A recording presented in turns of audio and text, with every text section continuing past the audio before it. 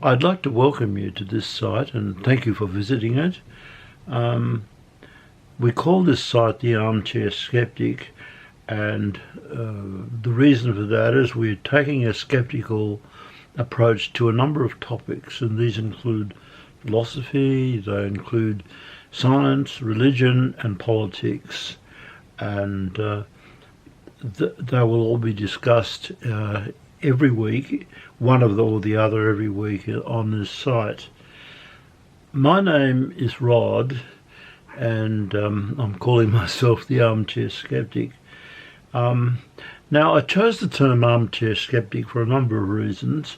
The word armchair doesn't have a very positive name in some circles, but what we mean by that is that the manner in which research is done in academic institutions and in all research institutions is basically by the internet now.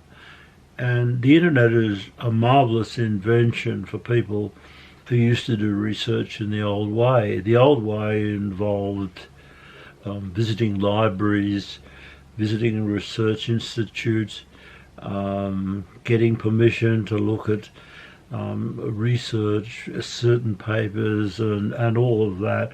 And, well, I remember it, I'm old enough to remember it. It was very time consuming. And so part of your research was getting buses and trains and driving to various libraries at different parts of the city and getting access to the papers you wanted. So it was quite a time-consuming task. Since the internet, things have changed remarkably. I mean, most of the academic journals, for example, are now online and relatively easy to access. Some of them you have to pay for, some of you don't. And so it's quite easy, actually, to do some research, just as it were, sitting in your armchair. So that's the reason we call it armchair. And there are a number of, it's not just me, I mean, there are a number, in the world there's a whole group of people on the internet who call themselves armchair skeptics. So it's a sort of genre, if you like. The other word is the term skeptic, and what I'm proposing to do in this is to take a skeptical approach to topics, as I said, in science, religion, politics, philosophy, and so that I'm going to have a post next time on the nature of skepticism, which I think is quite interesting to know, and I hope you'll listen to it. A few things about myself. I'm an academic. I'm now not working as an academic because I've retired, but I still do a whole lot of work. My area, I was working at a university teaching for 3 or 4 decades. I don't want to tell you exactly how long, but a long time. And during that time I taught.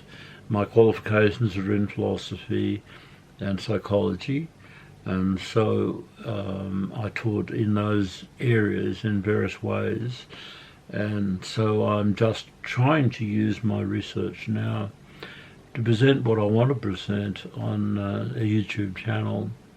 So I hope you can continue to listen to me. And the other thing is also I'd like to, if you like, your comments and suggestions. I'm quite happy for you to criticise what I say, to correct me, and to make suggestions about what we could discuss. So I hope you will do that. Now, I suppose I should say a little bit about skepticism before I introduce as a major topic in the next presentation. But it's a very, very old philosophy, going back, even back to the pre-Socratic Greeks. But it did have its first real beginnings in the West, that is, in ancient Greece. And people such as Socrates were known as a sort of skeptic, and the story will be told in the next presentation, the next video I present next week.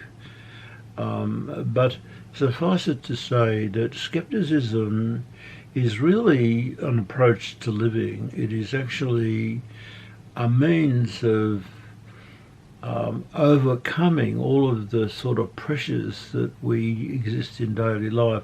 I mean, we're subjected to dogmas, to superstitions, to traditions that are useless, and to, well, I'm talking about conspiracy theories now, which are becoming more and more frequent, especially in the elections in the United States.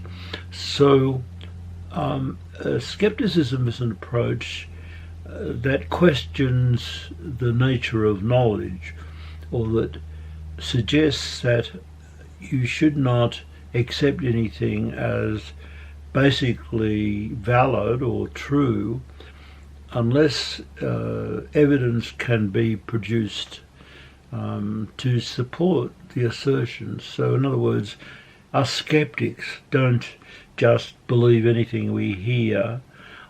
We ask for, if a person's going to make an assertion or a claim to truth, they need to support it with evidence, and the evidence they use must be quite separate from where they get from the claim they're making.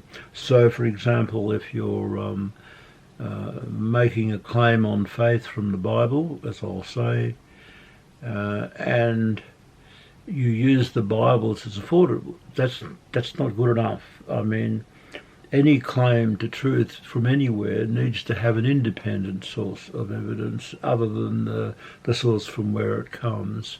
So skepticism is a way of looking at things. It actually can be a way of dealing with sort of issues which are quite disturbing.